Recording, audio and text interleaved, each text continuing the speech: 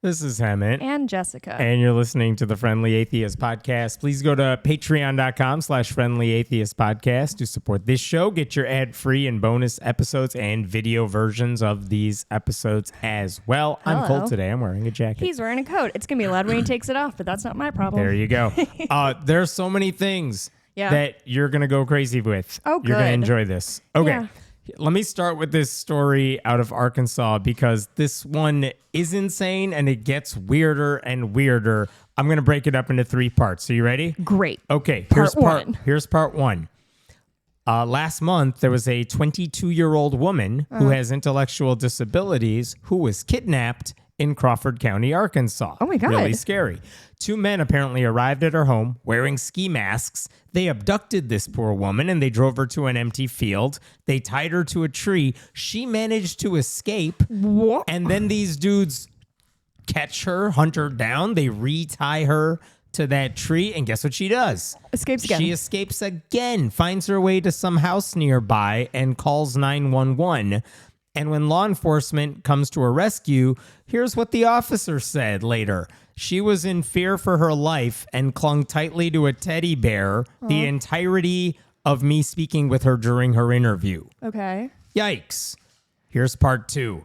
Oh, that was a was really fast. brief part 1. Cops find out this was all a setup Oh, well. and that the woman's mother, No. whose name is Tammy Hamby, was the ringleader. She staged the kidnapping, hired a couple of dudes to do it.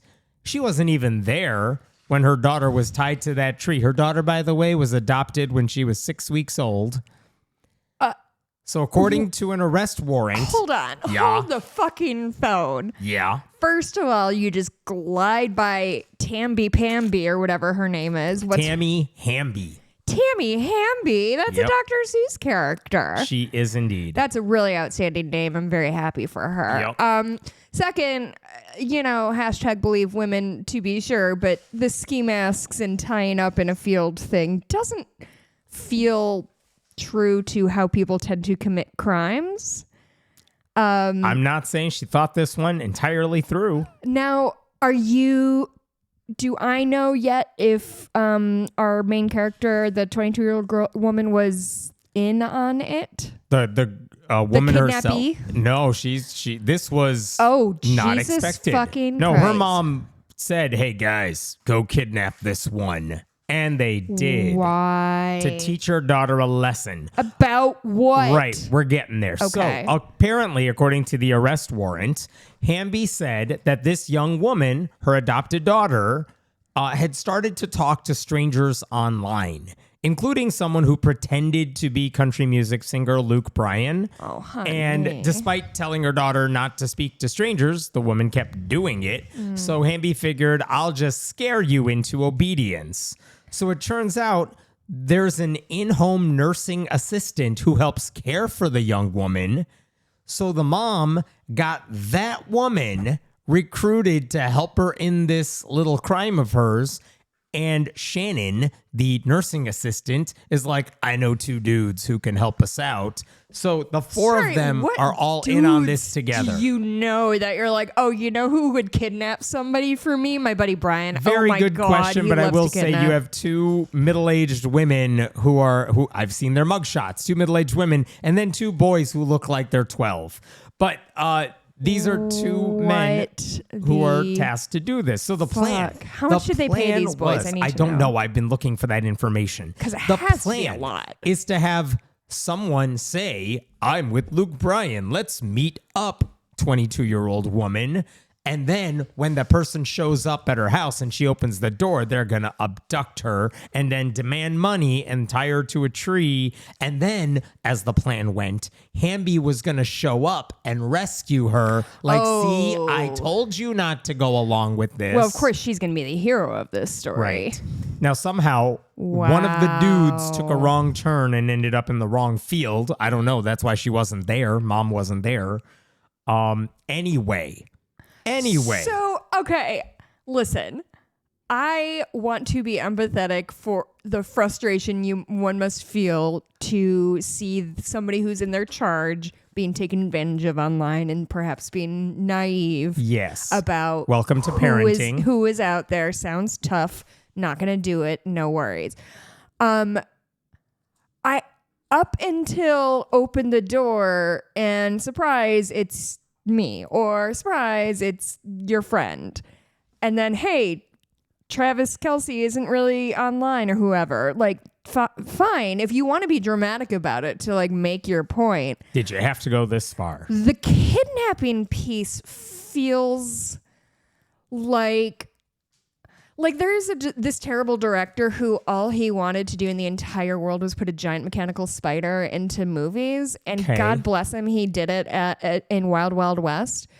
This feels like that, of like, she's been really wanting to do a kidnapping for a while and is just trying to like find the place that she can like smush it in there. Yes, and she found it. And apparently, like, you know, Troy Apien, whoever she was talking to on the internet, needed to. This is wild. Okay, so one of the kidnappers hid in the trunk wearing a ski mask as they drove. Guy 2 pulls into the field, lets guy 1 out of the trunk. Why does he need to be in the trunk? Puts on a ski trunk? mask. Both men demand money from the young woman. When she says she has no money, they pulled her from the car, tied her to a tree. It's horrific. So every adult involved in this whole situation is making the worst possible decision all the time. Including the very young adults who seem to have kidnapped her. How Yes. old are those men? I don't know. They look but they've all 16 of their now day. been arrested. They now all face kidnapping charges. And interestingly enough, the same day Tammy Hamby was arrested, her husband spoke with the local news channel and is trying to defend what his wife did. He's basically saying, look, our daughter was talking to the fake Luke Bryan for months. We traced that number back to Nigeria, but the police wouldn't do anything about it. Well, that's not a criminal matter. To which the Crawford County prosecutor's like, we don't have enough information to take action. And on it, this is literally what the prosecutor said. Quote, I mean, this is a special needs girl who, if there's issues with the internet, then you just cut her off from the internet. I mean, that was honestly going to be in my long list of suggestions before kidnapping your kid. So because the mom felt there were no other options, she staged this kidnapping about a month ago. See, this is the problem. And this is what her husband said She later. says there's no other options because she's None. not smart enough to think of any other options. And this is what her husband said to the local news channel. Yeah. Now DHS has taken my daughter from me, and my wife is arrested for trying to do the right thing, for trying to save my daughter.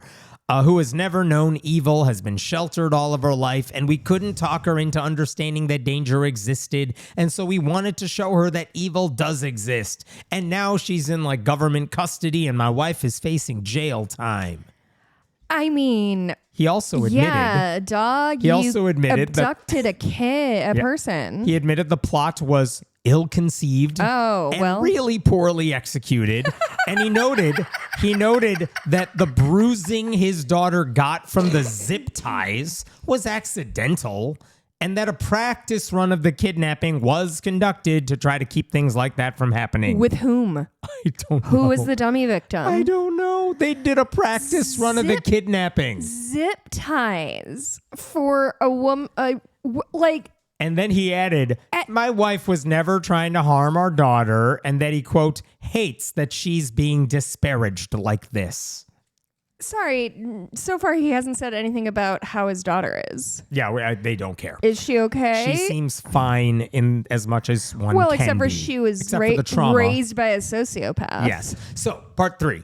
All of this. Oh, God, I forgot we had another part All coming. of this would be messed up on its own. The thing is, in their community, Jeffrey Hamby and Tammy Hamby have a long history in that community. People know who they are. Jeff and because Tammy Hamby. They have been spending years trying to protect children from the scourge of... Ooh, Jews? Oh, close. Pedophiles? Close. No. Atheists. Gay people. Oh. You see, in late 2022, according to a separate lawsuit, Hamby was part of something called the Crawford County Quorum Court, which is a 13-member government body that basically allocates like funding to various things in the community. The listeners know how I feel about alliteration. Sure. So the Boo. state can say, here's X amount of dollars for your like police, for your library system, etc. But really the quorum court has to allocate that as they see fit in their communities. Okay. Something like that. She's a part of this 13-member body, and she wrote a letter to the library board of directors and her peers on the quorum court saying, before we give you this money, the library needs to segregate the bad books from the normal books. And specifically, she pointed out, our issue is with the constitutional rights of parents and our religious liberties being infringed upon by this progressive woke ideology normalizing and equating homosexual and transsexual lifestyles with heterosexual family units. If I had my way, every one of these people would be kidnapped and tied to a tree. Yes, shouldn't have said that in the letter, really. Yeah, weird She choice. included book titles basically saying these kids' books that have like My Two Dads in them or something like that. There was a pride display at her local library she was very upset about. So she wrote, then they made a public display in the front of the library with these books. This represents an agenda to indoctrinate our community, but especially our children, with this content. ... Public libraries should not become a place where children are exposed to radical sexual ideology. This goes on for a while, but she says at some point in this letter, many professionals would consider this behavior child abuse.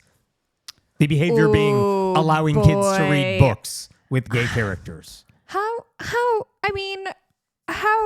does it happen every single fucking time? Every time. Every single time. Jeffrey Hamby made a public statement to the quorum court where he asked, quote, ask yourself, as leaders of our community, is teaching our child that they may be queer or homosexual or a drag queen the best use of our limited tax resources? Well, that is an insane statement, frankly. It really is. That is a wild thing to say. And there was a local news report around that time saying the Hambys were supported in their efforts to do this by the River Valley City Elders, which is like a Christian organization, a local Christian organization. And if you go to their website, which I did, it makes it very clear their goal is to create a local theocracy. We want to get Christians elected. We want to pass laws that reflect a Judeo-Christian ethic. Sure. They want to make sure God is glorified in, quote, the church, civic government, and business. Oh, business. Too. So all of this in 2022, it had an effect. The quorum court basically said the whole library system, you're not getting money unless you remove LGBTQ children's books from the shelves, slap a prominent color label on them, and create a new social section for those books. Like a very separate but equal sort of vibe. Wow. And months later. later... they'll have their own discrete drinking fountains, too. Yes, there's also an email that apparently Hamby said she also wants the library system's director to relocate books that taught girls how to use tampons because that was too sexually explicit because it had pictures. Boy, oh boy, this is such a long-standing weird fear that the Christian right has of like Education, their own books. Bodies. Yes. Truly, yes. like that they have this like horrible need to hide one's own body from oneself, and that feels it truly feels like the idea of like, well, I should be teaching my kid this, but I'm not going to teach him this because it's icky. And then why would we want them to learn it on their own? And I don't know. So all of this puts library administrators in a really bad position because they know the books should not be banned or segregated and that it's illegal to do that. But they need But they also need money because it's good for the community and their jobs. So they agreed to that compromise of a separate but equal section for children's books. What state are we in? Ohio? I don't know anymore. I'm sorry. I distracted you. Arkansas. Arkansas. So basically, they decide to move the books. Like, fine, can we get our money now? Yeah. And after they did that, by the way, there was a lawsuit that pointed out that the new separate but equal social section included, quote, a book on world religions, a book about people with disabilities. Oh my God. And a book that normalizes blended families. Like, this is stuff that offends conservative Christians. Of course it that they had does. to move out. So It's so scary. after this happened, Yeah. several members of the library's board resigned because they're like, what are we even doing here at this point? You're not listening to us. And I get why they did that. And normally the library's director would appoint the replacements until an election can be held. But it turns out the incoming county judge, Chris Keith, was one of Tammy Hamby's friends. So he's like, you know what? I'll appoint the replacements to the library board. You know who we're going to appoint to the library board? Tammy's sister, Nammy. Tammy. He appointed her to be chairwoman of the library system. Great. This so then woman the has a director good head on her of the shoulders. library resigns. Sure. She then filed a defamation lawsuit basically saying you pressured me out of my job even though I didn't do anything wrong. So anyway, this is the drama that's been unfolding locally.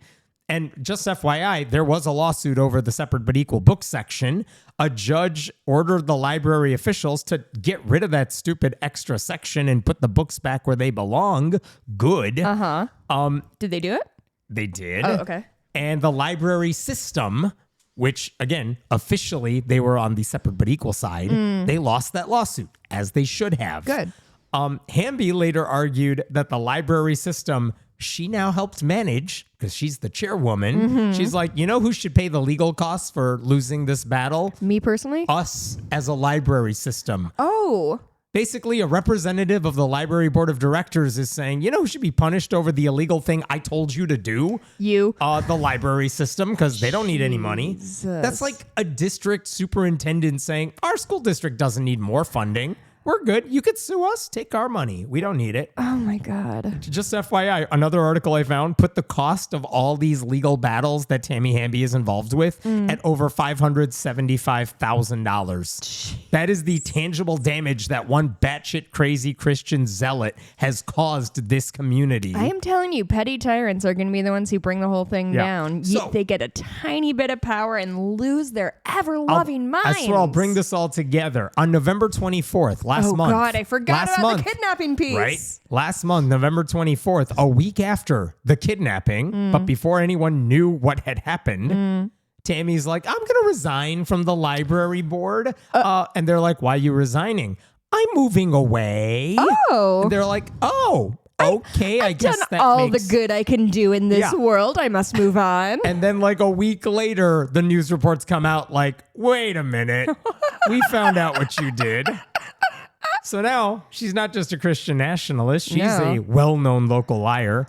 So what began as a story about the grotesque cruelty of two parents who terrorized their own vulnerable daughter is actually part of a larger story about how conservative Christian extremists just destroy everything they touch. Boy, just a sea of burnt books in their wake. Right? Wow. Right. That's why you never treat these people as moral authorities. They don't care about children. They care about power. They care about nothing. No, the most dangerous thing in Crawford County, it's not those books, it's her. It's that family. And because of what they did, the entire community has suffered. People love power and they love do. to flex it. And that is fucking weird to me. Yep. So that's Just- the Tammy. just worry about By the way, yourself. I talked about this story on YouTube like about a week ago. And to my shock, I don't think even locals have picked up on the fact this is going on, but people started sharing that video more than they've shared anything I've done in a long ass time. Really? Because this story was wild for a lot of different groups of people. Yeah. Which, Oh my God. I thought that Oklahoma woman we talked about last week, the college student who wrote the bad essay, I thought that would be the thing everyone would still want to talk about. Yeah. Nope. Relatively speaking, they were way more interested in Tammy. I got a lot of miles on that OU story this Man. week. I told a couple of the therapists the physical occupational therapists I work with, and they were crying laughing. They liked it so much. I have been, just as an update, I've been pleasantly surprised to see how many OU students have been protesting on campus to reinstate that teaching assistant who was on administrative leave. Nothing's happened yet. Another professor who got involved and said, you can't go to a protest unless it's for or against, unless it's with an organized group. And it turned out only the anti-crazy Christian college student group had an organized protest. So the I'm a Christian and I can write wait, whatever I want. The professor said, no, I'm not allowing you a release to go to an unorganized, unofficial thing. And then a student complained about that. That teacher has now been fired or something. It's wild. Like everyone's getting caught up in the wake of this dumb college student who didn't want to do the work. Right. And she's dragging everyone down with her. Golly, it's absolutely wild. I have a totally different story for you. Also, can we talk about the irony of this girl whining about the First Amendment while the campus is like, no, you need to fill this form out in triplicate before you can speak out loud on campus. Yes. All right, different story entirely. This goes to the state of Maine. So the Maine Supreme Court recently heard a case that has not gotten much attention, but they're going to make a decision soon, and I feel like people will find out about this case sooner or later. So here's the story as best I could put it. There are two parents, Matthew Bradeen and Emily Bickford. 12 years ago, they gave birth to a daughter named Ava. They were not married. I don't know the circumstances of the relationship. It doesn't matter. But they had this baby, and pretty soon after, they decided to separate. Okay, it happens.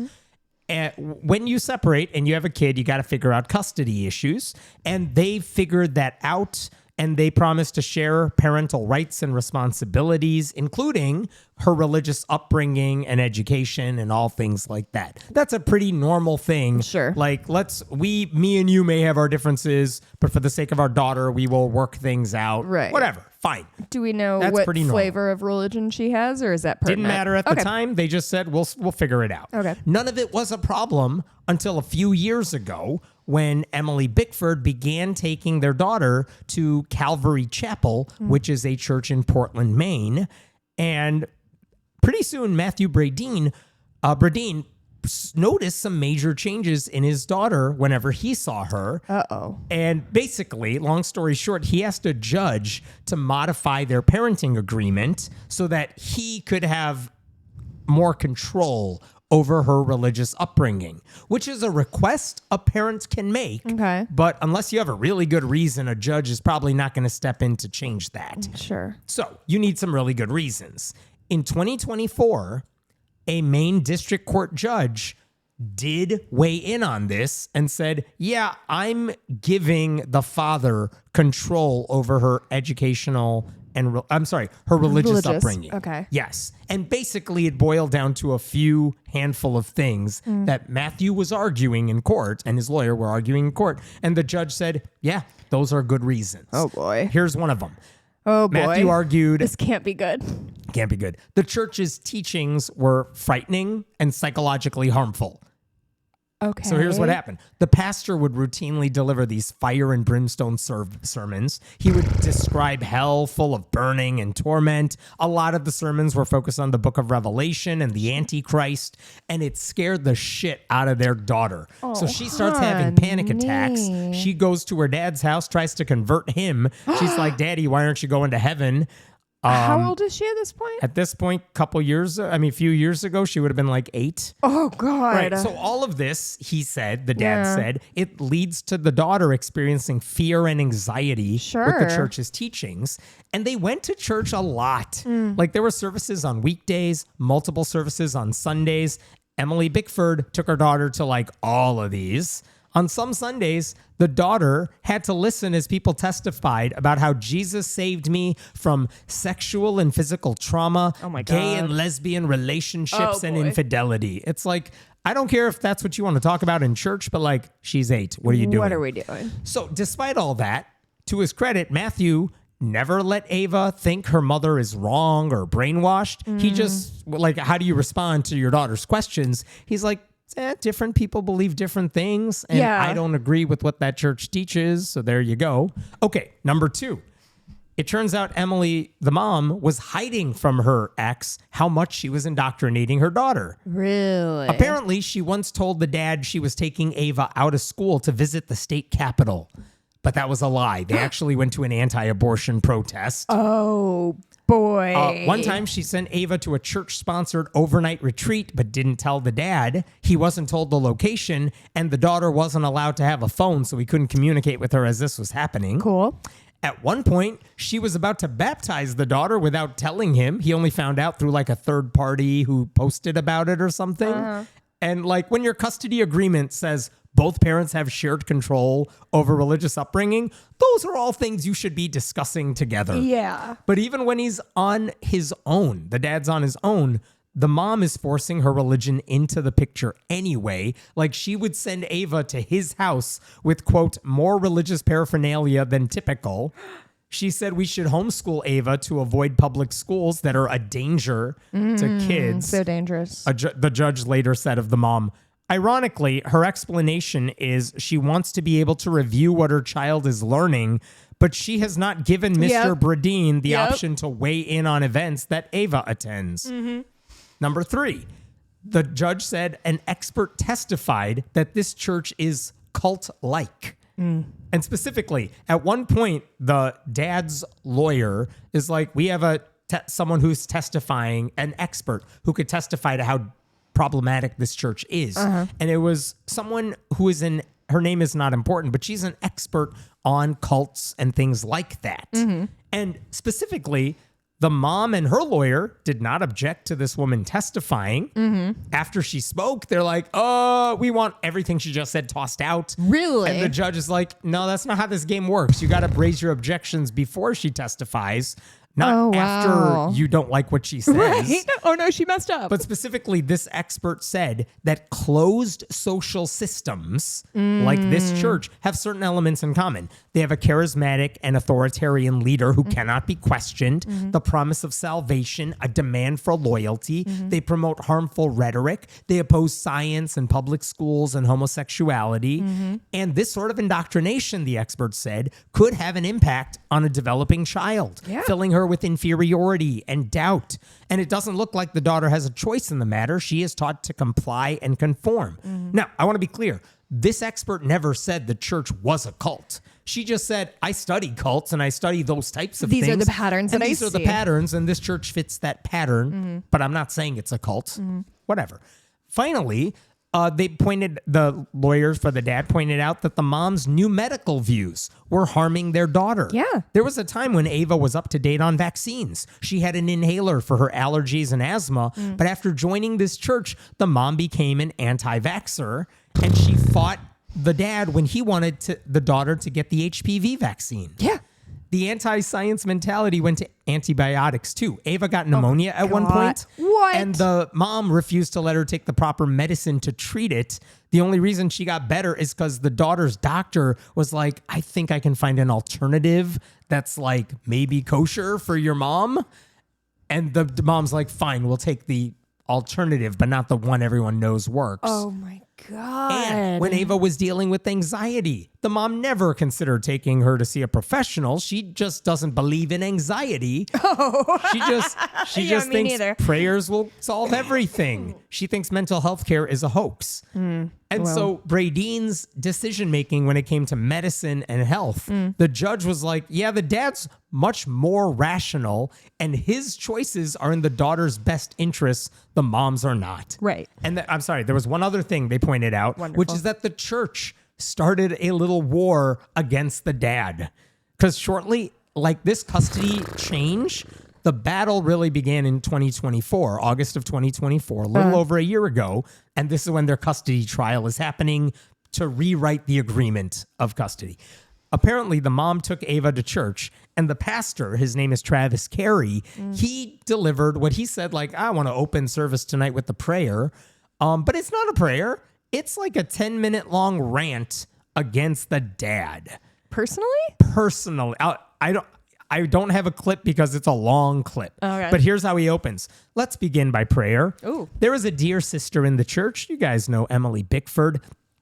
And for months in preparation for what really is, I guess, a custody battle, there's been 50-50 with dear Ava, 11-year-old Ava, who's been with the church family.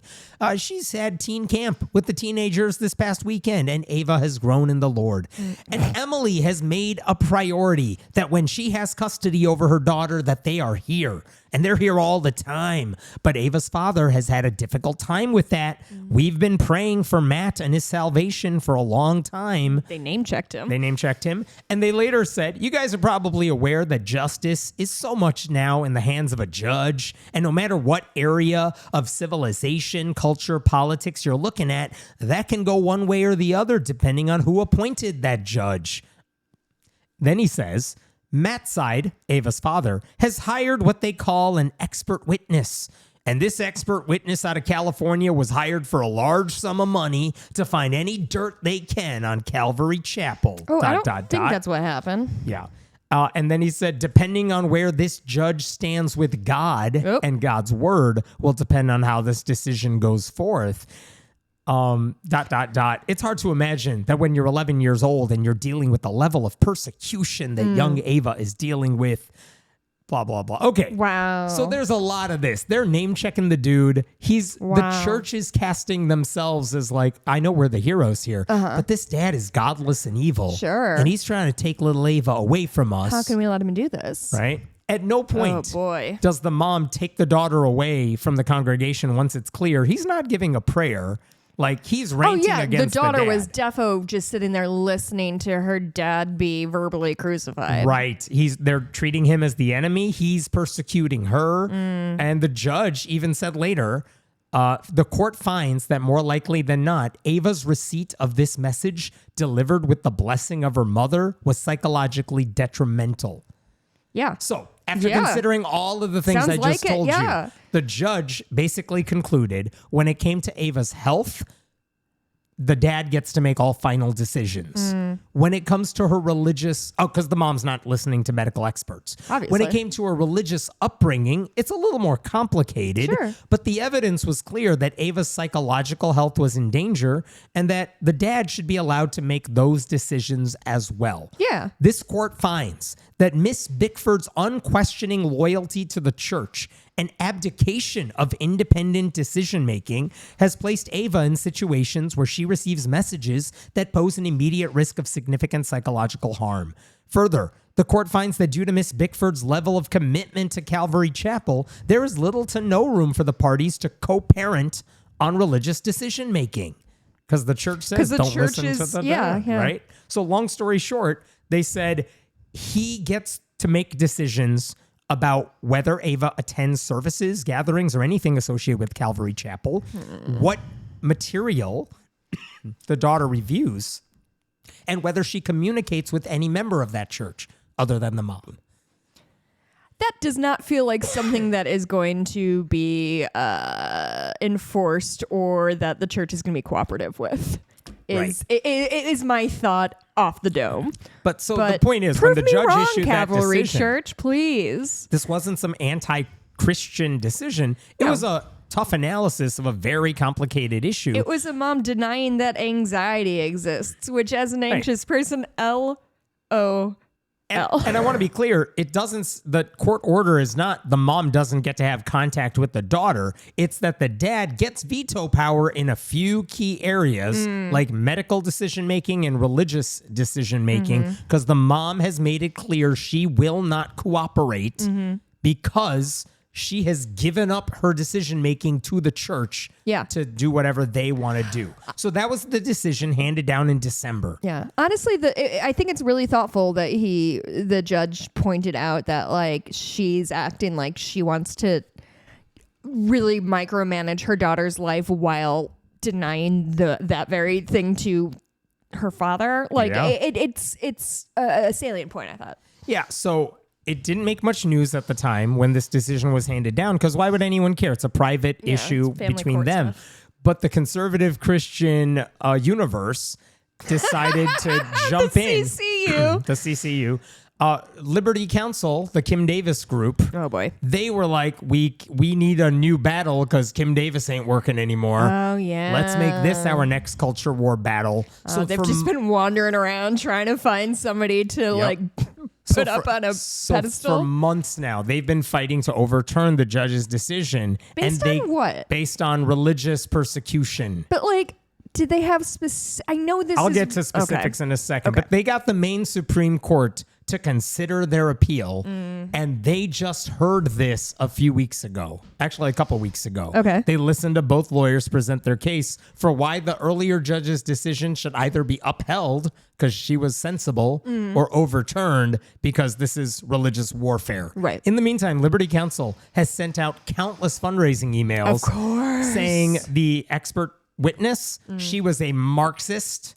Not a Marxist. I know. They allege that the liberal judge who decided this case said Christianity is a cult. That's not what the judge said. Sound like it. They accused her that she was anti-religious because, wait for it, in her decision, in her ruling in favor of Bradeen, she refused to capitalize the word God throughout her ruling. Oh, brother. They really went all in on the Yeah, capitalization. that is, Because you know what right-wing people care about? Grammar. Grammar. Oh, I mean, boy. doesn't work on social media, but when it comes to a judge's ruling, Gotta they become be correct. like English teacher editors all of Yeah. a sudden. So basically, Liberty Counsel said that the dad, who they portray as a horrible father, doesn't want Ava to hang out with her friends from church, that he has banned her from reading the Bible or even talking about religion with her mom, and that this pastor just wanted to pray over the mom and Ava. All of that is don't bullshit. like when they pray over people. It makes me feel bad. Also not true. yeah. and Yeah. Oh, they- first of all, not true. Second of all, even if it were true. Ugh. They twisted the ruling to say the dad thought the Bible itself was psychologically harmful, which is not Which- what he said. Yeah, but That he- a case could be made. that he has some kind of vendetta against religion and not just the way this particular church was harming his child. Yeah. One fundraising email even claimed the judge said the mom was a fit parent, quote, except for the fact that she is a Christian, which is not at all what the judge said or Did they use implied little anywhere. scare quotes around that? No, but they did capitalize the word except. Seriously? The judge found that Emily is a fit parent except for the fact that she is a Christian. I mean, Yeah. these fucking people. Yeah. In fact, every article I've seen written about this case, mostly in conservative outlets, it distorts the facts more and more. Yeah. Like the Christian Post allowed Matt Staver, Liberty Counsel's leader, to get away with this statement. Calvary Chapel is not a cult. This custody order banning Emily Bickford from taking her child to a Christian church because of its biblical teachings violates the First Amendment. No one called it a cult. I mean- the custody order did not ban the mom from taking the daughter to a Christian church. No. And the biblical teachings were not the issue. It's not like the judge said, sorry, we're going to give custody to the dad because the Yeah. pastor talks way too much about the Sermon on the Mount. Right, exactly. He's always talking about feed the hungry and clothe the poor, and we hate that. Right. Focus on the family. They have an outlet that talks about legal stuff. Their website they published an opinion piece with the headline, "Parents should be allowed to take children to church." Wow. As if that's what this case These is all are about. a deeply unserious people, and God bless them. It's worked so far. I mean- why would they give up this good fight? Yeah. They're getting everything they want, which is money. So Liberty Counsel eventually asked the Maine Supreme Court to take up this case and overturn the earlier ruling. And they said this entire case boils down to a simple question. Does a district court have the authority to prohibit a parent from taking her child to church? Which is weird because that's totally not the question anyone was trying to figure out. I have a question. Yeah. In terms of just semantics and things like that, what the judge who they're appealing up to the Supreme Court, Yeah. are they like clearly if you're taking something up to the Supreme Court, you have to like cite sources or give like what are they saying to these judges in these papers that They're like citing the district court's decision. They're saying this violates the Constitution. but they're not. They're incorrectly citing it. They're lying yeah, about that's how what conservatives work. But the judges certainly will be able to see through that because they'll have access to the paper. They'll do. have access to the information. So like the whole thing is going to will- fall apart. It's a real emperor has no clothes I will situation say- that like once somebody looks at what was said, it's like, oh no, this is all made up, what you're saying. Well, that's the hope. That the hope is they present this to the Maine Supreme Court, and the Maine Supreme Court listens to what Liberty Counsel has to argue, and they come back and say everything you're saying here is bullshit. Yeah. That's the hope. Now, the actual oral arguments for them in front of the Maine Supreme Court, which took place a couple of weeks ago, it's only like 30 minutes long. So I listened. Oh, God. And I have no life. No. But a lot of the discussion just rehashed everything we've already talked about. Like one of the justices asked Matt Staver, so what's an acceptable line regarding when a church causes harm? Like at what point can we say a child should not be able to go to this church because it's causing harm? Because is there any line? Because it seems like you want no line drawn. It doesn't matter how much harm. If it's a church, it gets to do whatever it wants. Yes. And he's like, well, if a church is sexually abusing the child, that would go too far. Well, and the judges, except for in history, it's definitely not been far enough. well, the judges are like, is there anything short of that you would consider too far? Because obviously, no one's arguing that one. But they're like, is there any line short of that? Psychological damage, anti-vax, or anything like that? Yeah. Is there anything short of that? And he's like, no. In fact, denying medical care because prayer heals. Is that one? At one point, he said there was another case where a daughter was asked, like, would she be allowed to go to a snake handling church? Oh, yeah. And the court said, yes, that's okay. But she hadn't actually gone there. It was like a hypothetical at the time. There was another one where there was a church that involved underage brides. Ew. Like a church promoted that. And a judge said a kid is still allowed to attend that church. But there was no incident where like the daughter was being pushed to do that. So like, I don't know if your flex is we should be able to get away with it because the snake handling church and the underage bride church, they got away with it. That's not really the flex you think it is. Yeah. But that is the argument he was making. Like the snake handling church, and forgive me, I'm definitely speaking out of a little bit of ignorance, but I don't think every single person gets their own special snake. I think it's like a demonstration of faith up front. So I don't think the kid is in imminent danger of getting eaten by a boa constrictor. And the judges on the Supreme Court, the Maine Supreme Court, are like, boa constrictors and snake handling. There you go. So they were like, well, this is not all theoretical harm. Like the judge, or the earlier lower court judge, documented actual harm to Ava. Your daughter is using her words to say, I'm being harmed. Yeah. Does none of that matter to you, Matt Staver? To which he said, quote, that is not sufficient. And the judges pointed out, this issue isn't whether like one religion is unacceptable to us. The case centers on the inability to co-parent and the denigration of one of the parents by the church pastor. And Staver said, well, she didn't denigrate. The mom did not denigrate the other parent. Just stood and by. The chief justice responded, but she allowed others to. Yeah. In public, in front of her kid. Now, the dad's lawyer got up there, who's not a culture warrior, who's just like, so what does he have to say? Judges, all that matters here is preventing further harm to the child and maintaining the child's best interests and well-being. And parental rights, which they're so big about. She pointed out all these lies. No one's saying the prayer was inappropriate, only that his rant against my client was inappropriate. It's also wrong to dismiss what the expert said because she's an expert in her field. And by the way, both sides agreed to that point. And finally, when there are religious differences between co-parents, it makes sense to draw the line when there is harm upon the child and we have documented harm against the child. Yeah. And the judges said, is there any proof that the lower court judge exhibited hostility toward religion? Is it neutral with regards to religion? And the response from like the lawyers was, all that matters is the harm to the child. Ava was harmed by what was said. No one was judging the church's beliefs, only the impact they had on this girl. Right. And Staver's rebuttal to all of that was, I just want to reiterate to everybody, this decision from the lower court judge has a lowercase g everywhere. No, he didn't. He did. Are you? I'm quoting. That's an assault to both Christianity and Judaism and Islam, and that's what this order does. And that order reeks with that kind of hostility by intentionally doing that. Whew. That was his rebuttal. Boy. And then the Maine Supreme Court's like, all right, crazy man.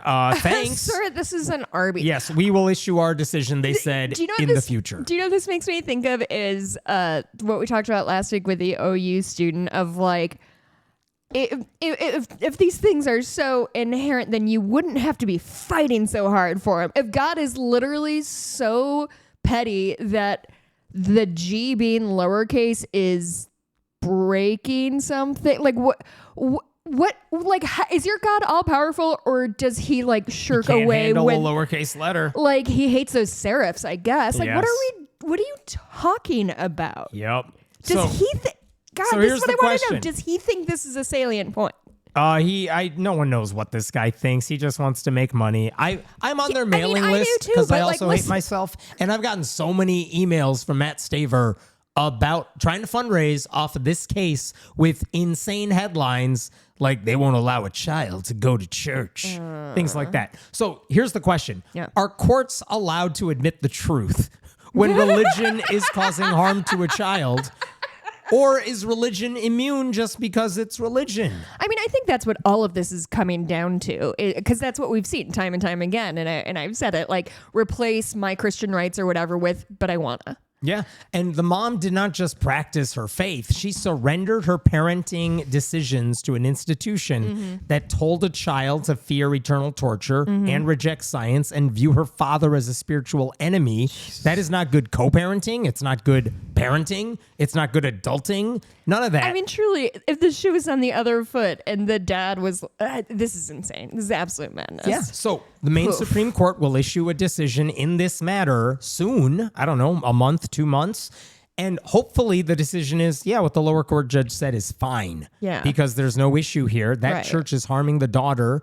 They cannot co-parent. And all the judge said is the dad gets to get final say in medical and religious decisions in some capacity.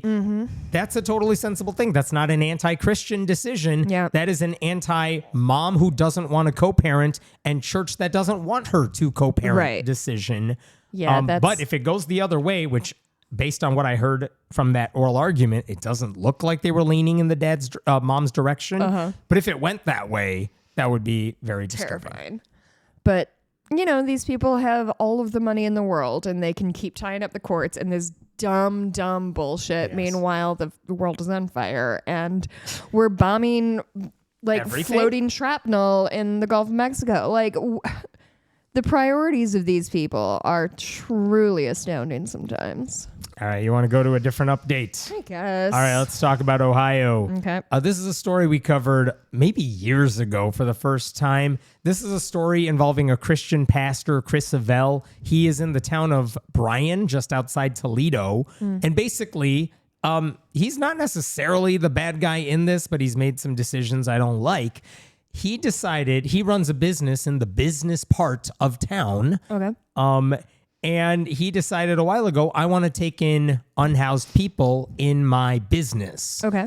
And he was later charged with zoning violations because there are people sleeping in your place of business, and this area doesn't allow for that. I do Remember remember this. Yeah. And basically, he thought what he's doing is pretty Christ-like, right? Seems like a no-brainer, said one opinion piece in the Columbus Dispatch. But here's the issue. The place was not a church. It was actually a video arcade, right?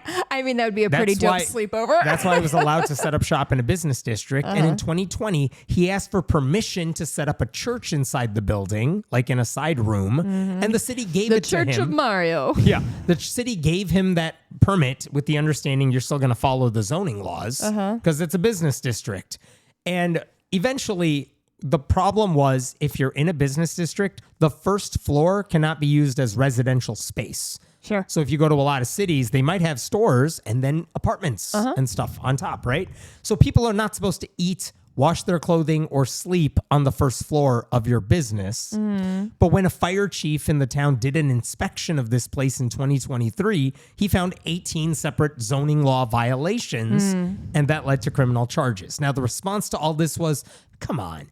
These are people who are cold, they're starving, they have no place to go, they need a place to stay. And by the way, there is a homeless shelter nearby this building, but it doesn't have enough space to take in everyone who needs help. And all of that seems like fair arguments and compassionate ones. Yeah. But the point is, they weren't going after this guy because he's helping the homeless. No. They were going after him because he's literally putting the lives of those homeless people in danger. It's the same reason you can't just open up a soup kitchen if you Right. wanted to. Right. The local government is supposed to make sure everything you're doing is safe. And so they have regulations to Right. make sure you're doing it the right way for the safety of everyone involved. And that's why local regulations are a good thing. But specifically, here's what the fire chief noted. There was improper installation of laundry facilities, inadequate or unsafe exit areas. There was a cylinder for the gas grill that was improperly placed in the building, an unpermitted gas dryer with an impermissible plastic duct. Oh, There was no permit or approved kitchen hood over the stove. There was limited ventilation. The exit signs were not clear. Like, there's no evidence the carbon monoxide and smoke detectors were tested regularly, and there was a gas leak due to improper installation of the gas dryer. oh my God. And like, they fixed some of this stuff, but like, imagine if there was an actual emergency in this building. That's insane. They gave him a month to fix most of these problems, but when they checked back on him in January, they found that 5 things had still not been resolved. At least he did some of them? Some of them. And in January of 2024, the fire chief found 20 people sleeping in cots or on the floor of the building. So that at that point, they charged him with zoning violations. Yeah. And again, that made sense to me. It He does. had time. He chose not to correct the problems. He is putting people's lives in danger. I wonder how much of the issue moving forward is going to be that it was a zoning violation and not you're putting people in danger violation. I mean, the zoning violation is how they are calculating. You're right. I understand that, but I think when people hear zoning violation, they're like, oh, no, he wanted to like put a pot store near a school or something like that. That's how zoning violations work. Like, not, you can't keep unhoused people in your arcade. Everything I've seen from the city is like, look, we appreciate that you want to help, but this ain't the way to do it. Right. And by the the time way, and resources he's putting into fixing those things and installing a janky dryer could have been put to expanding the homeless shelter down the street, right? And getting them what they needed. And if you just needed to fix the stuff, I promise you, if this guy did like a GoFundMe to get the zoning violations fixed, he probably could have raised whatever he wanted. Yeah. But on principle, I think they did not fix a lot of this stuff. By the way, separately from all that, since May of 2023, the city said it had gotten calls about inappropriate activity at this place concerning criminal mischief, trespassing, overdose, larceny, harassment, disturbing the peace, and sexual assault. Did you sneak overdose in there? Is that a crime? There's a lot of people who are using drugs who are in the building. Yikes, that happens. This sounds really unsafe. And that's the issue. And listen, we can complain all we want about cities not doing enough to help the unhoused. Sure. Absolutely. But the charges they were issuing against Avell, they seemed legit. Like, if he wants to run a homeless shelter, and good for him if he does, he has to make sure it's run properly and safely. And this isn't something he did on one night. Right. Out of compassion.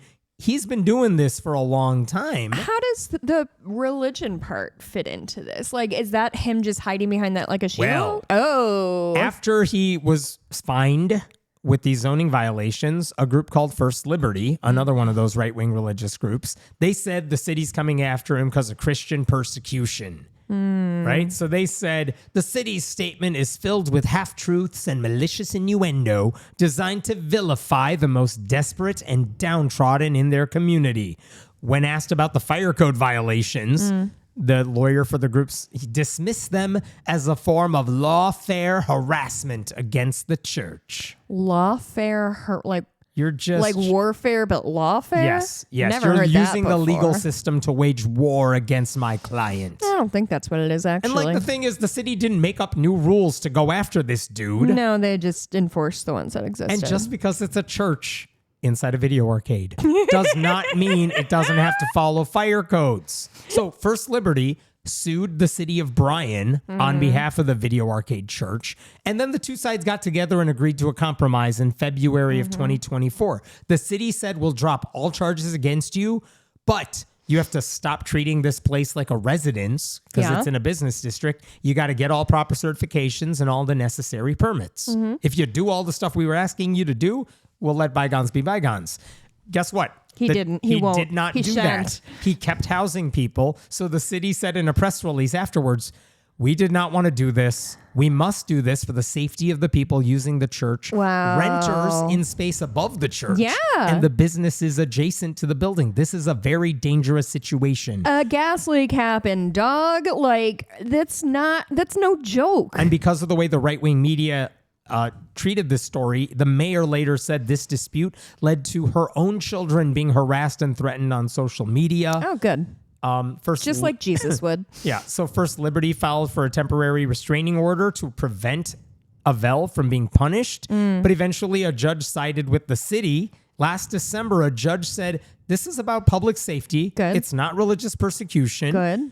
And like, Don't be idiots. The Dad's Place Church and Christopher Avell have numerous options available to address the fire chief's concerns, the judge said. Dad's Place? Dad's Place. Is he a dad? I don't know. And he said, the judge said, while it's obvious that the city would be blamed if a fire causing injury or death were to break out inside Dad's Place and the city made no attempt to enforce its own regulations and fire laws, like we all know the city would get blamed for that. Of course they they have would. every right to tell you to fix your problems. Like, there's a reason things like this have to be enforced with financial Penalties, penalties, yeah. thank you, or jail time, because otherwise they won't do it. And it's really good for all of us to go to a restaurant and be aware that the dishes are going to be cleaned properly, Right. and that the beer lines are cleaned regularly, because I've worked at bars where they don't do that shit, and it's gross. Right. So First Liberty then appealed that decision, and the Sixth Circuit Court of Appeals said, we're going to put a pause on that judge's order. Sure. We're going to weigh in later. And the conservative group, First Liberty, they argued because Avell's religious beliefs require him to shelter those who need it, he should be allowed to ignore all the zoning and fire regulations. See, ooh boy, he really They said- put that in a little sound chunk for me, Yeah, huh? they Just said because he the has city's- religion means God will never let a gas leak happen to his storefront. The city's actions, they said, plainly burden the church's religious exercise. Yeah. I have a question. How do you establish a church? Like, did he file any paperwork, or did he just say, was he like Michael Scott declaring bankruptcy? Yeah, and just pretty be like, much. I'm a church now. I mean, that's pretty much how they all do it now. But genuinely, because I feel like that's a important factor of like, for what it's worth, the city acknowledges that it's a church. They do, But okay. it is in a residential area. So the rules that apply are rules that apply to a business the rules that apply to a business district. So that's the main thing. The mayor even wrote like an article basically saying, look, if a business in the business district chooses not to comply, a fire inspector can and will bar the doors. We chose not to do that, specifically because we didn't want to violate the church's right to religious freedom. The church was given the ability to appeal the fire code violations if they wanted to, if they felt they were unfair. They chose not to, essentially admitting they were not in compliance and had no intention of coming into compliance. It's not a surprise that 3 separate courts have issued decisions rejecting Dad's Place's claims against the city. And so this issue has always been, and will remain a public safety one, as religious freedom has never been violated. After all, the church has not been closed by the city for a single minute over the last 14 months. Yeah. Like, we are trying to help you out here. He's absolutely right. There's shit we could have done if we actually wanted to take down a church. We wouldn't do it by like gently nudging you in the right direction. So here's the big update for you now. Oh, God. A couple of weeks ago, the Sixth Circuit Court of Appeals, they finally ruled on this matter.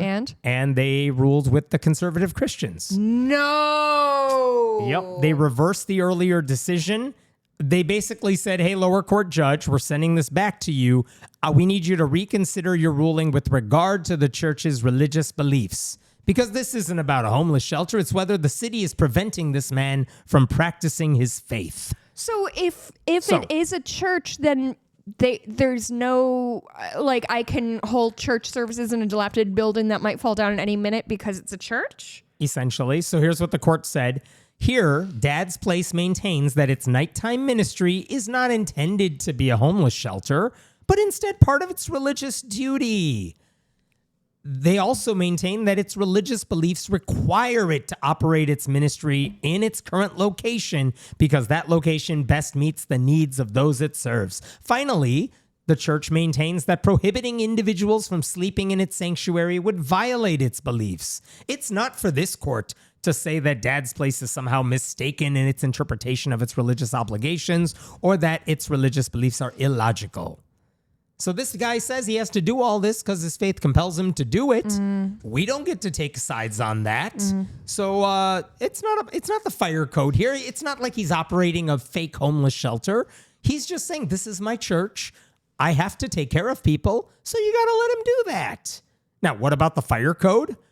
This guy, Chris Avell, he said it costs too much money to install sprinklers. And even if I had the money, installing them would require me to shut down my church/arcade/makeshift shelter for months. Either way, he said the sprinkler system requirement is a burden to my faith. Does he have...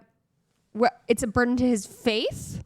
It sounds like it's a burden to his... You're telling me to shut down my church for months. Therefore... And the judges said the fire chief has significant discretion over applying the code. And the fire chief has said that some old buildings that don't have sprinkler systems are allowed to be grandfathered in and they're not penalized for it. So how dare you say this place has to have it? Because you let other groups slide. And what about the people who live above the building? Yeah, it doesn't matter. Like the fire chief said people were illegally sleeping in the building even though it wasn't a residential facility. Yeah. But here's what the judges said. The fire chief appeared to change his criteria for what constitutes a sleeping area. In 2024, he said it was the cots that created the sleeping area. So then Dad's Place removed the cots from the building. But then later on, the fire chief says, well, the cots are gone, but people are sleeping on the floor. And then he issued another violation. Like, make up your mind here. Maybe it's not what's in there. It's the humans asleep on the floor. Yeah. What the fuck? I don't know. For example, the fire chief testified that a person sleeping on the floor, this is how they got him in the oral arguments. They're like, so let's say someone comes to the store/church and they lie down on the ground and they just like fall asleep against the wall because they're tired. Is that a violation? Is someone sleeping in a business area?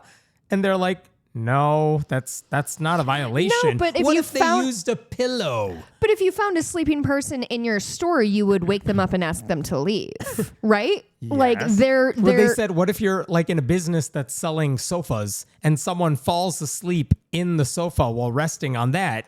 Then I would wake them up and say, please leave. You shouldn't be asleep in a public place. Basically, the fire chief is like, yeah, that's not sleeping. But like if they're using it as bedding, that's a different story. Right. But this is how they're trying to nitpick. This is how they nitpick. It's so the fire unserious. chief. Like, I don't know what we're doing here. There were people sleeping. Is my couch legally a bed because I nap on it sometimes? The fire chief. About it. The fire chief pointed out if a local business had a chair inside and some random customer sat down and fell asleep on it, of course the business is not going to be punished. But if people are coming into the store specifically to sleep, then that's a different situation. And the business might be fined for that. Yeah. And instead of just admitting that, the judges parsed how much proof was needed to determine if there was a violation of the law. So in legal terms, the judges said the earlier court applied a rational basis standard when they punished the church, but they should have applied a strict scrutiny test, which is a much higher standard, requiring the government to show we had no choice but to punish this church. There was a gas leak. When they went to check it out, there was a gas leak. Standards not high enough. What if these people all die? Who's going to be responsible? It is possible. Like they sent it back to the lower court. They said, haha, remember what you wrote earlier? That's gone now. Try again. It's possible the lower court judge could still say the city has every right to implement its fire code the way it's doing it. And I did consider his religious beliefs. And I don't think the city is burdening his religious beliefs. No, because... Now, the judge could say that, but that is still going to be part of a longer legal battle. And in the meantime, the church gets to double as a shelter, even if the people in there are in danger. So my fear here is that rulings like this lead more churches to cut corners under the guise of compassion. And like they won't realize how stupid this is until they're faced with an actual disaster that kills the people they're trying to help. Well, we've already seen those disasters. We've seen Joel Osteen not open up his doors to people. Like that's my question. I'm like, do you remember the whole Joel Osteen? Was it during Katrina? No, it was a different or the snowstorm. It was a different hurricane, but he didn't want to open the doors, and then public pressure mounted, and then they did open their doors to people in Houston who wanted a shelter. So is the drive for Christianity to help everybody in need, or do they have to cover their own ass vis-a-vis following the laws and stuff like that? Because it can't be both things. What I don't get about this guy who's doing this, like, I don't know if he seriously thinks he's defending religious liberty, but he's just defending the freedom to be reckless. Yeah. And he's using his religion to put people in danger, and he doesn't care because he thinks he's fighting a righteous cause. I don't know if he thinks First Liberty is doing the right thing here, or does he realize he's a pawn who is being used by First Liberty to achieve their goal of, if my religion says it, I don't have to follow the law, because that's their goal. I mean, that's what we're seeing time and time again in just different flavors of, if I'm a Christian and I want a thing, I get that thing. And that's not what it is to live in an adult or a pluralistic society. So I think these people have to grow the fuck up. Does not feel like it is happening. They seem to be getting younger and dumber. There you go. All right, here's a different story for you. This one's in Colorado. There are 4 pastors who are suing the city of North Glen. The Centennial State, I just learned in trivia. The Centennial State, So Colorado. 4 pastors are suing the city of North Glen, Colorado, which is just outside Denver. And this is almost a similar story to the last one. They host lunch events for the homeless at a local park. And now they say the city is coming after us and punishing us. All we were trying to do is practice our faith. All we were trying You're to do. saying It's no. all I've ever wanted to do is practice my faith. So basically, there's a park called E.B. Raines Jr. Memorial Park. It's like a 28-acre park. I looked at it online. It looks beautiful. It's like a lot of walking trails, sports fields, pavilions. In Colorado? Wow, I can't believe it. I know. Beautiful. So like it's the sort of place, if it's a nice day out, you're going to go take a walk there. And basically, they have a lot of picnic shelters in that park. And they were always open to anyone who wants to use them, unless you reserve them in advance for some event, in which case they'll reserve it for you. No one else can use it. That's fine. And the pastors, since about mid-2020, they've been meeting once or twice a week there for Bible study, prayers, and handing out food. And in their lawsuit, they said feeding, serving, and ministering to the local community, including the homeless community, is a religious exercise central to their faith. And each of their events, they say, brings in about 20 to 40 people. So now in mid-2024, city officials were like, are you allowed to keep doing that? Basically, they were worried that these events were becoming like a magnet for homeless people. Sure. And specifically, they were worried about safety concerns. Yeah. Like in one case, the city cited an assault involving a child by a homeless individual. Oh, yikes. And the pastor's response is, that wasn't one of our dudes. He had nothing to do with us. But this is the sort of thing they're talking about. But the city said, look, if you want a place to give out food to the homeless, there's actually a different public facility. We can allow you to use it. Yeah. But the pastors rejected the offer because they said, well, we wouldn't be allowed to use the facility's kitchen or the electricity, which I thought was weird because you're in a park and there's no kitchen or electricity. So I don't know what you're complaining about. Also, why can't he use the electric? It doesn't matter. I don't know. But then, coincidentally or not, earlier this year, North Glen officials decided to adopt a new policy for the park. Like the relevant part said, if there are groups of 5 or more, they're not allowed to use any of the pavilions on a recurrent basis unless you have permission from the city. So just like you can reserve a pavilion for your party. Yeah. If you're a group of 5 or more and you meet there like all the time, you can't do that anymore. Okay. And the lawsuit against the city said, you're just targeting us. You're just targeting the pastors. But according to the lawsuit, you're targeting a lot of people, because what happens if there is a family of 5 or more that meet every week for a picnic? What if there's a running club that gathers every Saturday? Or what if 5 coworkers want to have lunch at a pavilion every Thursday? Which I will say, fair. That is fair. That's a fair argument. And if the argument. city allowed those groups to meet every week, but said no to you as a church group, you might have a point. But they haven't done that yet. So what are you mad about? Like, you're right. That is a So law. they're mad that the law is changing. They're pretending that it's pointed at them, which it may be. Right. But it applies to everybody But equally. it still applies to everybody. So the pastors tried to complain about it. They even said after they passed this new policy, law enforcement officials would come up to them and say, you're not allowed to be here right now. Yeah. We have to write you up for it. And the pastors were like, oh, these officers did not know how to code it. As if like a new law that the police are like, Right. shit, which ordinance is this? I don't know. I got to look it up. Memorized it That yet. doesn't mean it's an unfair policy. That's his argument? That was their argument. Like, come on, even the police don't know what you're doing here. You're coming after us. One of the pastors said he was written up just when he was there in the park by himself. Is that true? If so, that's According insane. to the lawsuit, upon information and belief, prior to being cited, officers told the men, we only want to give you a warning. But after speaking back and forth with command over the phone, the officers were instructed to cite the individuals from the churches. So I don't know what that's about. Boy, this is turning into a real let them fight It's situation weird. for me. And then the pastors said, other large groups are not punished. We saw a seniors fitness group here. We saw an adult like daycare thing happening. And they didn't offer any specifics about those groups. So I I don't know how often they, because the idea isn't you saw them there once. The idea is, are they there every single week? And I don't know if they are. And you know what? If the city is not implementing their policy Then equally, by all means, go after them. But I don't know enough about it. And the pastor said the selective enforcement against the religious ministry demonstrates that the city's actions are directed at religious exercise. I mean, now, I the guess. Denver Post wrote an article about this, and they said, well, the lawsuit leaves out a lot of shit. Oh. I'm quoting here from the Denver Post. What's not mentioned in the lawsuit is a half dozen troubling incidents the city contends have occurred at the park over the last few years. They include a woman wounded in a stabbing, an unregistered sex offender slipping a 7-year-old child alcohol in the bathroom, a man harassing a child, and a North Glen police officer getting hit over the head with a glass bottle. And the alleged perpetrator, this is a memo for a special city council meeting. According to that memo, the alleged perpetrator in each of those incidents was an attendee of the church gatherings in the park.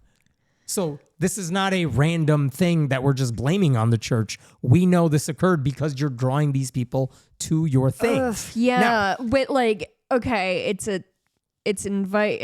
public place. Is the church responsible for all of its attendees following the law? And that's the question, The city right? also said of the 322 people in the park who have generated phone calls to the police over the past 2 years, at least 49 have been connected to the lunch program. By comparison, on the 4th of July, there were 0 calls for service when it was just open to the world. Right? The city says we offered to give them space at no cost. The pastors did not want that. What about renting out the pavilion while implementing registration to ensure accountability for conduct? The Like, not pastors even- said no to that. So not even like pay to get in, but like, hey, sign this if you want a burger. Sign this sheet, Right. So we know who you who's are. here, what's going on. And all like, that. if a child gets murdered, say, And We the have a city, list of and again, suspects. there's an easy complaint that we saw in the last story too. Is the city doing enough to help these people? Because Yeah. maybe that would help out, you know? And the city held a meeting mid-November last month, and they tried to make clear we do want to help unhoused people. And to that end, we have 6 employees who handle crisis response, 3 outreach days around the park each week. We have walk-in resource hours for case management to help unhoused people get resources they need. By the way, that includes directing them to local churches that offer services. They've given grants to help those struggling with drug or alcohol addiction. In short, the church makes it sound like they're helping the homeless because the city isn't. And the city says, no, we do a lot. We're doing our best. We're doing our best. And they also say calls about homelessness have gone down throughout the city over the past 3 years, but they've gone up in the park specifically. So given all that, they're saying, so we are not targeting religion here. right. We are trying to fix a growing concern that this group of pastors are making the situation worse. I don't know. I just think it's interesting that right-wing people are so like just so ready to shut down any kind of protests against anything, but things like this, they're like, no. This is different from marching When on we gather, it's Washington. okay. When we gather, it's good and different. And even if somebody does something bad, it's still fine. Residents have also asked, hey, churches, you guys, your pastors, you represent a few different ones in the city. Why don't you use your own buildings to feed the hungry? The churches did not have an answer to Wait, that. you said pavilion. This is like outdoors, right? Okay, so this isn't, okay. And so for now, the city says, I don't think we need to make any changes to our policy. Our policy seems fair and neutral and applicable to everybody. Yeah. But they need to know. They want more time to figure out maybe we should make changes, or do we need to rescind the policy entirely? I don't know. They're waiting for their own lawyers to tell them, like, here's what we think you should do. It's also possible that because of this lawsuit, they may be forced to do any of this before they have time to consider other options. But it seems like these pastors very clearly seem to want special treatment. They want to be persecuted.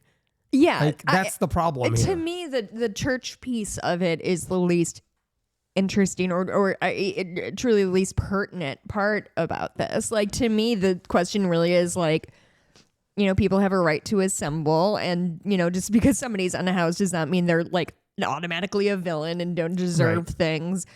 But like, at what point does a group, a regular large gathering in a place meant for the entire city, at what point does that make it unused?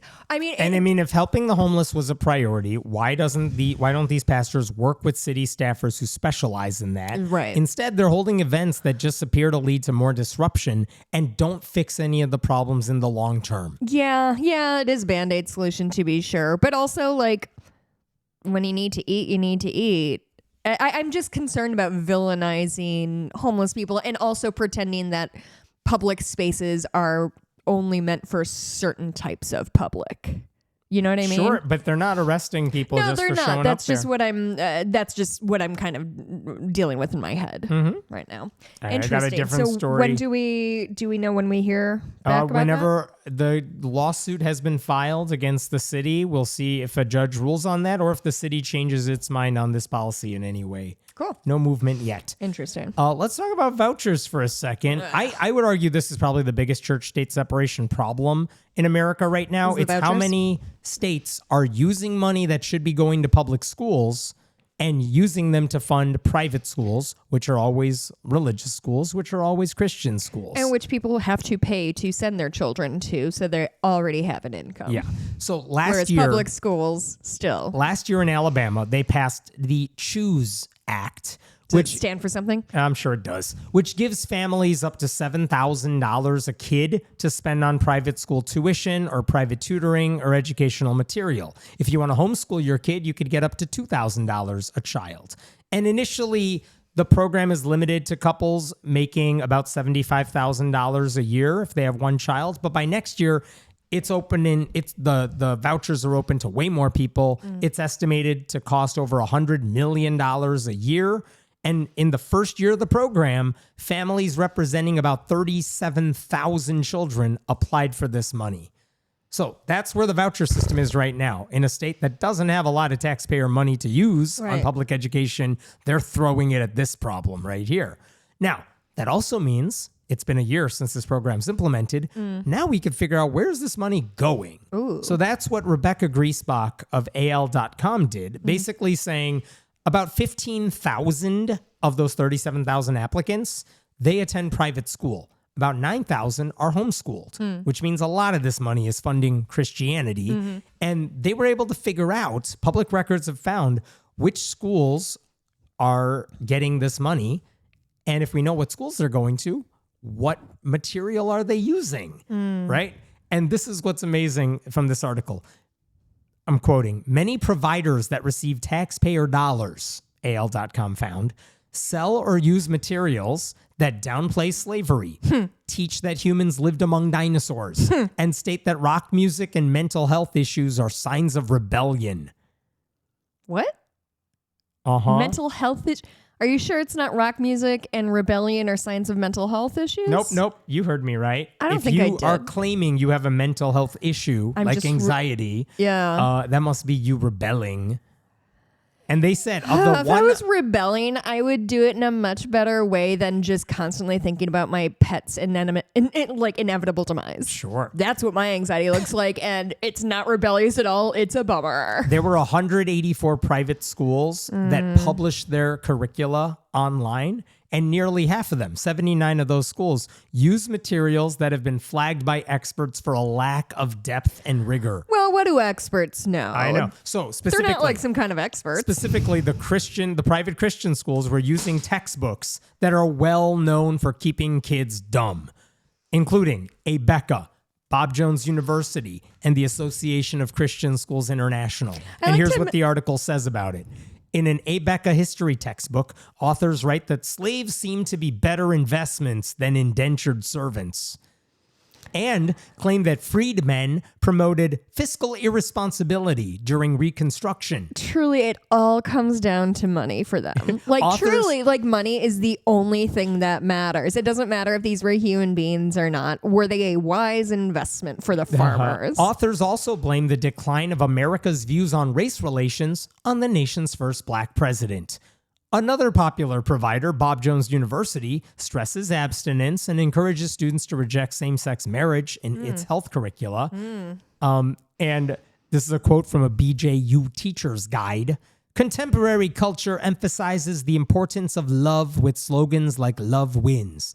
But this slogan twists the virtue of love by disconnecting it from scripture, using it to promote the LGBTQ agenda. I do spend so much time separating my phrases from scripture. It takes up a lot of my day. You wouldn't think it. Researchers looked into these books a couple of years ago. They found evidence of climate denial, the false claim that certain scientists made discoveries only because God helped them. And they... What? Oh, yeah. What? Isaac Newton and gravity. You guys, that's God. God helped him figure that one out. Is God in the apple?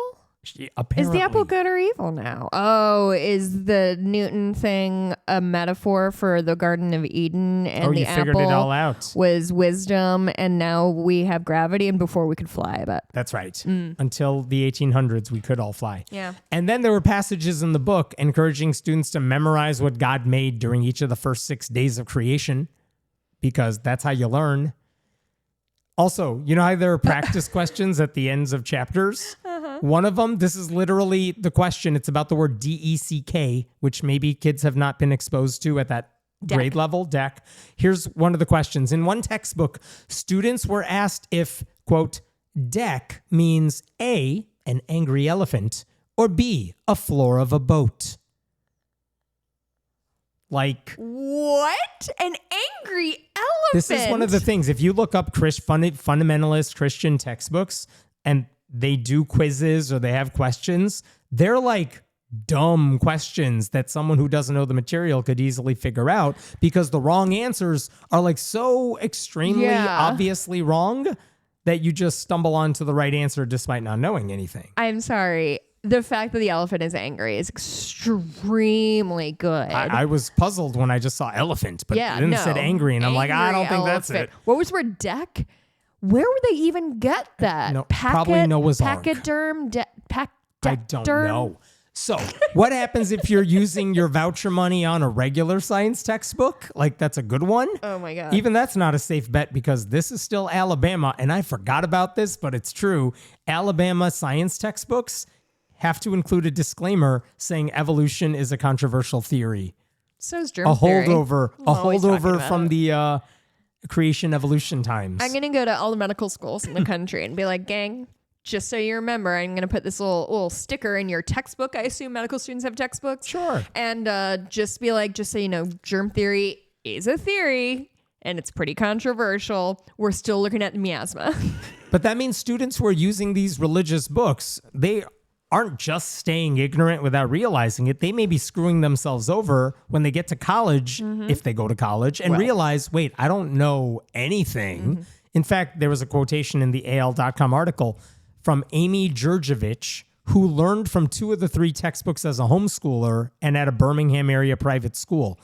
It's straight up propaganda, she says. She said when she went to college, she confronted the amount of information she had to catch up on. Quote, The biggest surprise to me was taking history and science classes and just thinking, I've been lied to. Yeah. And that just adds to the mental load because you're having to relearn it all over again. Yeah. And then you have to like rethink did anything I learn, was any of that correct? Or And was it all just bullshit? She actually said this in the article. It's not that you learn nothing using those Christian textbooks. It's that religious education is often built on memorizing and regurgitating. Sure. There is no critical thinking because there can't be. Right. If you thought about this stuff, none of it would make any sense. I mean, that does track why it's such a big deal to be able to recite Bible, all the verses of the Bible, or that trick that little kids do that they name all the books of the Bible. Yeah. It's all It's memorization and regurgitation, which feels like learning, but it's not.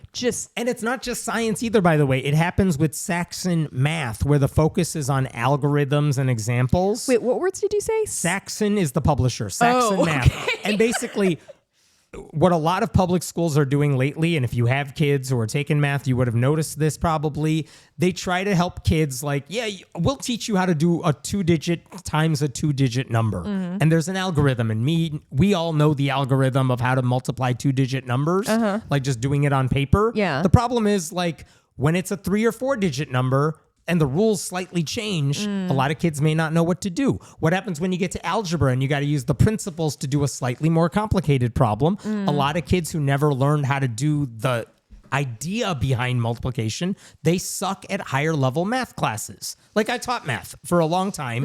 And the point is like, if you teach harder classes, the kids who do well are the ones who just understand how numbers work and how they can be manipulated. Okay. And they're not just remembering some algorithm and applying it. It's that, no, they actually know how numbers work.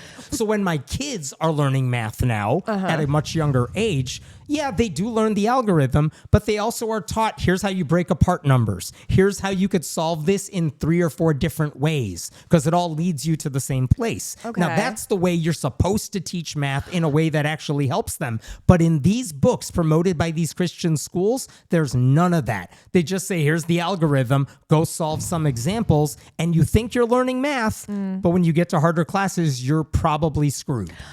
You keep saying algorithm, and I'm sorry to dumb this whole That's show fine. down. But is it like learning like Have you 7 ever- times 7 is 49? Like you just know that's not no, math that's you do just in your memory. head. The algorithm is like if you're dividing like a 7-digit number divided by a 1-digit number, you have to do that. Okay, I got it. This goes into this many times, multiply, do Carry a the subtraction, carry 2. something, whatever. That's the algorithm. Like that's the system you use. You'll get the right answer every time, assuming you make no mistakes. And so what are they what are they teaching these kids that is not serving them? What they're not doing is all they're doing in the bad books is saying, just do that. That's how you solve division. Okay. The better, smarter kids are being taught, okay, but when you divide, here's what you're actually doing. When you're multiplying, here are 4 different ways to look at the problem. And they will bring it home to their parents. Remember the Common Core controversy a few years ago? Oh my God. The problem was some of these kids are bringing home problems to their parents saying like, I don't know how to do this problem. And the parents are like, don't well, either. it's about multiplication. You just do this. And it's like, for example, what's $20? 20.00 minus, I'm making up a number, 7.73. Well, if you do the algorithm and you do the subtraction, you might have to like cross out some zeros, replace them with numbers, do the subtraction. Yeah. But if you actually know how numbers work, you could say, instead of $20, let me just take away a penny. Let me make it $19.99. Then I do the subtraction. I could do that really quickly, and I'll add back the penny at the end. That's a much smarter way of doing it. If you work retail, you probably do that instinctively. Sure. But if you're not taught how to do that, you hand someone a $20 bill or something. Sure. And all of a sudden some retail person is like, what do I do with this? Like the way I just learned that like percentages are reciprocal. Like 25% of 8 is the same as 8% of 25. Right. And I didn't know that. I don't know what to do with that information, but I know it now. But the point is, this is what you're learning in a public school when the teachers know what they're doing. Right. And in these books and in these schools, they're not teaching that. And the textbooks work the same way. It's like, yeah, we're teaching you some stuff. And it's not like we're making up who the first U.S. president is. Right. But the idea of it is leaving a lot out. And that's the problem here. And the problem is in Alabama, just to name one example, they are now using taxpayer money to send kids to private schools where they use these textbooks. So they are literally funding ignorance using this money. And now they're compounding it because they don't really have any serious oversight to any of these curricular choices. They can't tell the private schools not to use these books. Like, they're not. Oh, because if they had done this with even the smallest amount of thought, they would have applied some kind of like floor standard of private schools. Right. If you're getting money, you have to use these types of books. Here's a long list of acceptable. They're not doing any of that. No, they are. Yeah. And the problem here is when some of these children grow up, that's when they're going to realize they've made a mistake. Meanwhile, Republicans are like, let's throw more money at this. Or they're going to go to Oklahoma University and write the world's worst essay and then call the president about it. Yes. Like, it's... Oh, boy. I don't know. I don't know what to think about because I just don't understand. A lot of red states are doing this right now. Goals. Their goal ultimate is goal. Let's destroy public schools. Let's make it local. Let's make it private. Let's throw taxpayer dollars at religious education. That is their goal. It's what they want to do. It's why we talked about LifeWise in Ohio, taking kids out of public school, sending them to church. Ugh. I got one more story for you here. Right. This is in Utah. There's a high school, Cedar Valley High School in Utah. They recently showed a video to the entire student body, like a 3 to 4 minute video of an administrator, their assistant principal, Scott Mansfield. He's basically speaking to the student body. There's a logo before and after the video of the school's like logo mascot, so you know it's a school approved video. Oh, I see. He's sitting in their like TV studio filming it. Okay. You could see it in the background. So it's not like this magically appeared here or something. But in that video, he basically told the students they need to work harder, which, all right, like that's a weird thing to get on video to say. What they usually say, though. But here's what the video said. And by the way, the school later posted this video on Instagram. So it's like they're not ashamed of this. And I'm going to skip ahead. It's a long video. He says a lot of fluff. But in that video, he's like, guys, I'm really imperfect. I'm not the greatest human that's ever lived, ... My joke is that if there is a heaven, when I get up to heaven and they go to see if I can come in or not, they're going to look at my list of sins and problems and weaknesses and say, you're not welcome here. But on that list, the strength that I will have that might save me will be that I know how to work hard. In other words, I will not have the sin of laziness on my list. First of all, the sin is called sloth. That too. Like, it's right in the list. But so there's a religious illusion there that's not proselytizing so much, but it's like, that was weird. Very weird. Very weird. And then here's where it gets worse. Here's what he goes on to say. And this is like at an assembly? They're all assembled together? No, I think this was Or shown on all the TVs in the school to all the kids. Oh, sure. Then he goes on to say, work has enabled me to overcome almost all of my weaknesses and flaws. You guys, you need to work hard. It'll cover up almost all your weaknesses. If you ever go to bed depressed or sad, guess what? What? You probably haven't worked hard enough. If you've ever gotten a bad grade, you probably haven't worked hard enough. If you feel really bad about yourself when you look in the mirror, you probably haven't worked hard enough. If other people don't think you're awesome, it's probably because you haven't worked hard enough. ... I promise that if you do that, work hard, you too will go through the refiner's fire and be made perfect. What the fuck? Yeah. I don't know if I'm more offended as someone who wants church-state separation or as someone who works with kids and cares about their mental well-being. Truly, like, what the fuck was that? First of all, we'll start with the religion because that's the fast part of this. Yeah. It is weird to hear him deliver what appears to be a sermon, even without Bible references, about being an imperfect sinner who might be able to get into heaven. I want to know more about his sins, actually. Yeah, just go ahead and tell us. You're already spilling a lot. Like truly, no one was asking for that. And if he wasn't talking about a Christian religion and that framework, I feel like this would be a bigger issue. But okay, I'll let that slide for a second. Here's one of my least favorite Christian little doodads they try to pull is that either a sin is a sin is a sin, and any sin you make, whether it's murder or whether it's taking God's name in vain in private in your bedroom, are equal bad sins. Bad. It's all bad if you're a sinner, you're a bad person. But also, all sins are forgiven. Uh-huh. Also, no matter what you did in your past, it's fine. So I do don't whatever think you it can want. be both. I don't think you can have both things. But okay, let's keep going with this bigger weird issue, beard. obviously, isn't even the religious framing. It's the substance of what he said. Which was a nothing burger. Yeah, he said any kind of mental health issue appears to be the result of a bad work ethic and nothing else. Like, there are kids who struggle with depression and you would never know it. No. There are kids who get low grades and they do work their asses off. Yep. There are kids who feel bad about themselves because they're teenagers. Yeah. And that's how being a teenager works. Yeah. And there are kids who are not told they are awesome because other kids are assholes. Yeah. That's also true. How can you be an administrator and not know any of that? Honestly, if you look in the mirror and don't like what you see, it's probably because you didn't work hard enough. Obviously that's fat shaming, right? I don't even know if he was talking about that. I think he's just talking about your self-perception.